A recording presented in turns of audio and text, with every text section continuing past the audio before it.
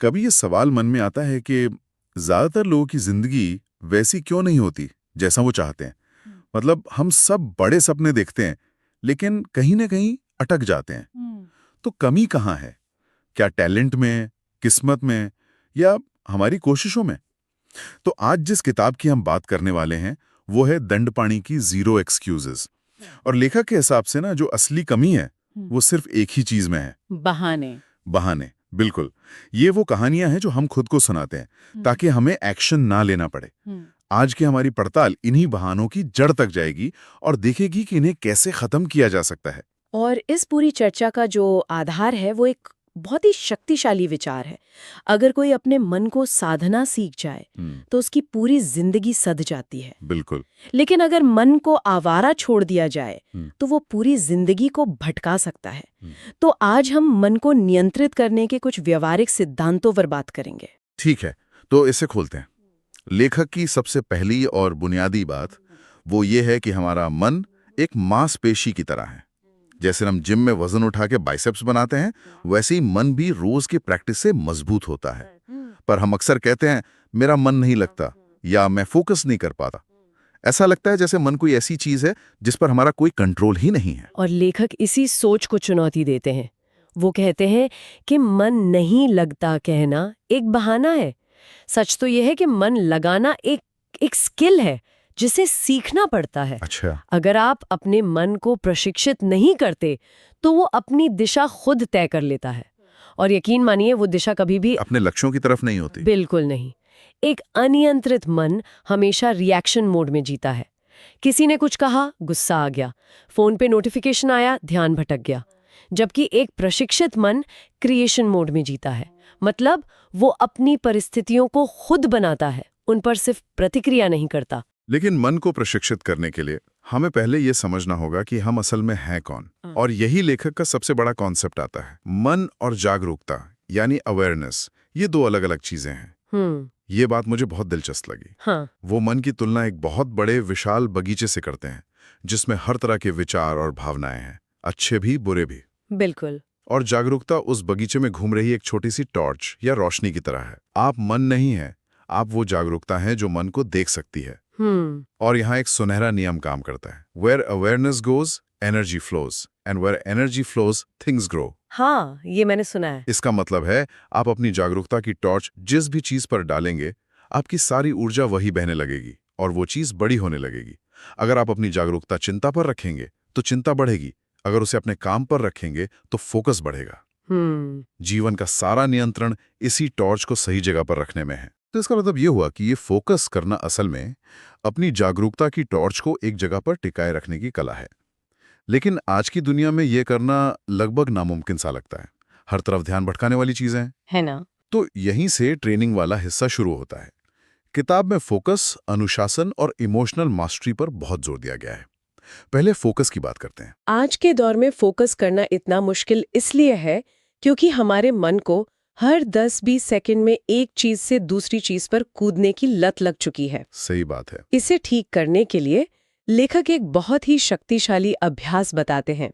रोज 10-15 minute के लिए single task meditation. इसका मतलब है कोई भी एक काम चुन ले, चाहे वो किताब पढ़ना हो, गहरी सांस लेना हो या सिर्फ एक कप चाय पीना हो, और अपनी पूरी जागरूकता सिर्फ उसी एक काम पर टिका दें। और जैसे ही कोई दूसरा विचार है तो बस बिना परेशान हुए अपनी जागरूकता को वापस उसी काम पर ले आएं। ये ठीक वैसा ही है जैसे जिम में एक और रैप लगाना। हर बार जब आप अपने ध्यान को वापस खींचकर लाते हैं, आपकी फोकस मसल और मजबूत होती है। लेकिन एक सवाल है, मान लीजिए किसी ने ये फोकस मसल बना भी ली, पर वो फिर भी थका हुआ और बिना ऊर्जा के महसूस करता है। ऐसा क्यों होता है? ये बहुत अच्छा सवाल है और इसका जवाब लेखक के अगले सिद्धांत में है, जो कहता है कि असली खेल टाइम मैनेजमेंट का नहीं, एनर्जी मैनेजमेंट का है। Energy management? हाँ, आप दुनिया के सबसे फोकस्ड इंसान हो सकते हैं, लेकिन अगर आपकी ऊर्जा की टंकी में छेद है तो आप ज्यादा दूर नहीं जा पाएंगे। लेखक इन छेदों को एनर्जी लीक्स कहते हैं। ये वो छोटी छोटी आदतें हैं जो हमारी मानसिक ऊर्जा को धीरे धीरे खत्म कर देती हैं। Energy leaks? हाँ। जैसे कि क्या उदाहरण हो सकते हैं इसके? जैसे हर 2 मिनट में अपना फोन चेक करना, सोशल मीडिया पर बेवजह की बहसों में पड़ना, उन लोगों के साथ समय बिताना जो हमेशा शिकायत करते हैं, या फिर छोटी छोटी बातों पर घंटों तक सोचते रहना, ये सब हमारी ऊर्जा चूस लेते हैं। इसलिए लेखक कहते हैं कि अपनी ऊर्जा का निवेश सोच समझ कर करें। सुबह उठकर तय करें कि आज आप अपनी सीमित ऊर्जा कहाँ लगाएंगे, अपने सबसे जरूरी काम में, अपनी सेहत पर, या अपने परिवार के साथ। बाकी सब कुछ जो आपकी ऊर्जा बर्बाद करता है उसे अपनी जिंदगी से हटाना होगा। ये तो अपनी जिंदगी को डिजाइन करने जैसा हुआ। मतलब सिर्फ काम ही नहीं बल्कि अपनी आदतों और माहौल को भी सोच समझकर बनाना। आपने बिल्कुल सही पकड़ा। यहीं से हैबिट आर्किटेक्चर और माहौल का सिद्धांत आता है। बुरी आदतें बिना किसी मेहनत के अपने आप लग जाती हैं, लेकिन अच्छी आदतों को एक आर्किटेक्ट की तरह डिजाइन करना पड़ता है। छोटी शुरुआत करें, रोज दोहराएं और अपने माहौल को ऐसा बनाएं कि अच्छी आदत अपनाना आसान हो और बुरी आदत अपनाना मुश्किल। मैं अपनी बात बताता हूँ। मैंने कितनी बार सुबह जिम जाने का सोचा है, अलार्म भी लगाता हूँ, लेकिन सुबह जब वो बजता है तो मन कहता है बस 5 मिनट और। वो 5 मिनट 1 घंटे में कब बदल जाता है पता ही नहीं चलता। हाँ, ये तो सबके साथ होता है। इस लूप को कैसे तोड़ा जाए? इसका एक बहुत अच्छा तरीका है माहौल को बदलना। जैसे रात में ही अपने जिम के कपड़े निकालकर बिस्तर के पास रख दें, अपने जूते दरवाजे के पास रख दें। सुबह उठते ही आपको फैसला नहीं लेना पड़ेगा, बस एक्शन लेना होगा। अच्छा, फ्रिक्शन कम करना है मतलब? बिल्कुल। इसी तरह अगर आप टॉक्सिक लोगों से घिरे रहेंगे तो आपकी ऊर्जा हमेशा कम रहेगी। अगर आप ऐसे लोगों के साथ रहेंगे जो आपको प्रेरित करते हैं तो आपकी ऊर्जा बढ़ेगी। आपका भौतिक और डिजिटल माहौल दोनों ही आपकी पहचान को आकार देते हैं। हाँ। आपका सोशल मीडिया फीड वो आपके दिमाग का भोजन है। आप उसे कचरे से भरते हैं या पौष्टिक जानकारी से, ये आपका चुनाव है। तो हमने मन को समझा, उसे ट्रेन करने के कौशल सीखे और अपनी जिंदगी को डिजाइन करने के तरीके भी जाने। लेकिन इस सब के रास्ते में एक बहुत बड़ा दुश्मन खड़ा है, और वो है बहाने, एक्सक्यूजेस। लेखक कहते हैं कि बहाने सपनों के सबसे बड़े दुश्मन हैं। समय नहीं है, पैसे नहीं है, मूड नहीं है, मैं कल से करूंगा। ये सुनने में कितने असली लगते हैं। हाँ, और लेखक का एक उद्धरण है जो इसे बहुत अच्छे से समझाता है। बहाने आपकी जिंदगी के सबसे परिष्कृत भ्रम हैं। परिष्कृत भ्रम? वो सच जैसे लगते हैं पर होते झूठ ही हैं। वो हमें थोड़ी देर का आराम तो देते हैं, लेकिन हमारी ग्रोथ को हमेशा के लिए मार देते हैं। तो फिर इस जाल से कैसे निकलें?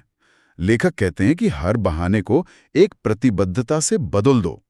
समय नहीं है कि जगह कहो मैं समय निकालूंगा।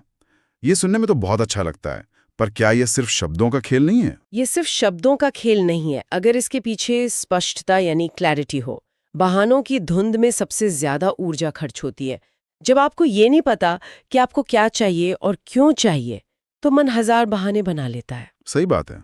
इसलिए लेखक किसी भी लक्ष्य के लिए स्पष्टता के 3 सवाल पूछते हैं। पहला, मैं असल में क्या चाहता हूं, एकदम साफ शब्दों में। दूसरा, मैं ये क्यों चाहता हूं, ये क्यों आपकी प्रेरणा का स्रोत है। और तीसरा, मैं इसे कब और कैसे हासिल करूंगा, ये आपका एक्शन प्लान है। जब इन सवालों के जवाब साफ होते हैं तो समय नहीं है का बहाना खत्म हो जाता है। आप समय निकालने लगते हैं। क्योंकि आपको पता होता है कि आप कहाँ जा रहे हैं।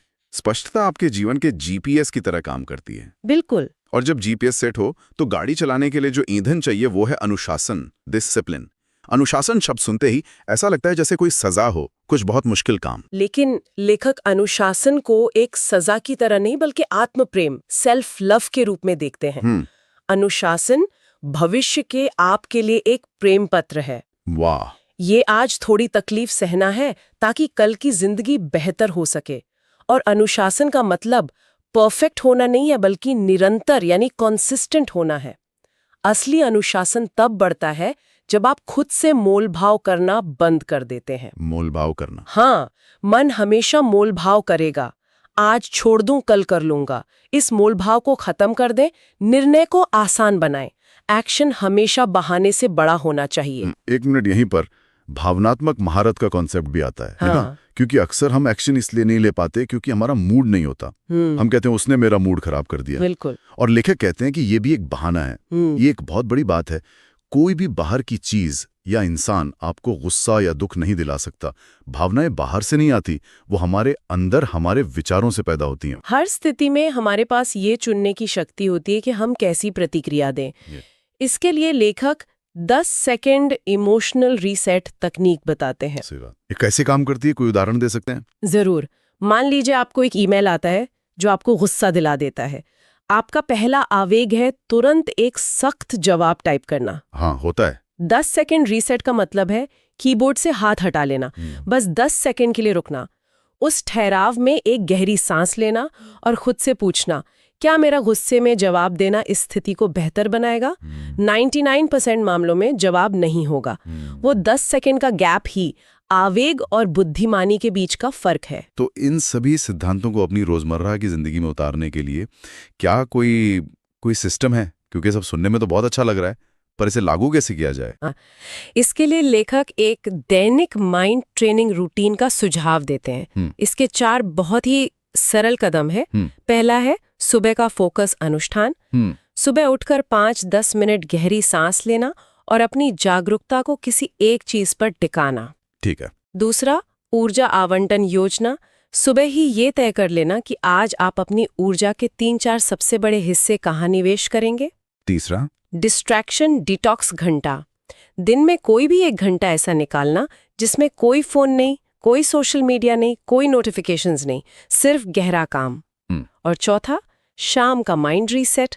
रात को सोने से पहले दिन भर की मानसिक थकान को उतारना। ये तो बहुत प्रैक्टिकल है। हाँ, और जब ये सारे सिद्धांत और ये रूटीन एक साथ मिल जाते हैं तो वो बनता है जिसे लेखक जीरो एक्सक्यूज लाइफस्टाइल कहते हैं। जीरो एक्सक्यूज लाइफस्टाइल, ये सिर्फ कुछ टिप्स और ट्रिक्स नहीं है, नहीं, बल्कि जीवन जीने का एक पूरा तरीका है। इसका सार यही है कि आप अपने जीवन की 100% जिम्मेदारी लेते हैं। बिल्कुल, ये एक ऐसी पहचान बनाने जैसा है जहां बहानों के लिए कोई जगह ही नहीं बचती। आप अपनी आदतों को डिजाइन करते हैं, अपनी ऊर्जा की रक्षा करते हैं, अपने फोकस को प्रशिक्षित करते हैं और अपनी भावनाओं को नियंत्रित करते हैं। तब बहाने बनाने एक विकल्प ही नहीं रहता, क्योंकि आपकी पूरी जीवन शैली एक्शन पर आधारित हो जाती है। तो कुल मिलाकर जीरो एक्सक्यूजेस की ये पड़ताल हमें बताती है कि हमारी जिंदगी को बदलने की शक्ति बाहर नहीं, हमारे अपने मन के अंदर है। ये एक प्रतिबद्धता है कि हम अपनी जिंदगी को बहानों से नहीं, बल्कि सचेत चुनाव और एक्शन से चलाएंगे। और अंत में एक परिवर्तनकारी संदेश जो लेखक देते हैं वो ये है, जिस दिन आप बहाने खत्म कर देते हैं उसी दिन आपकी असली जिंदगी शुरू होती है। जब तक बहाने हैं तब तक हम अपनी क्षमता से बहुत नीचे जी रहे हैं। जिस पल बहाने खत्म होते हैं, विकास की संभावनाएं अनंत हो जाती हैं। बहुत खूब। इस चर्चा को खत्म करने से पहले श्रोता के लिए सोचने के लिए एक अंतिम विचार छोड़ना चाहूंगी। अगर हर बहाना मन द्वारा बनाया गया एक भ्रम है, तो क्या हर समाधान भी मन द्वारा खोजी गई एक सच्चाई नहीं हो सकती?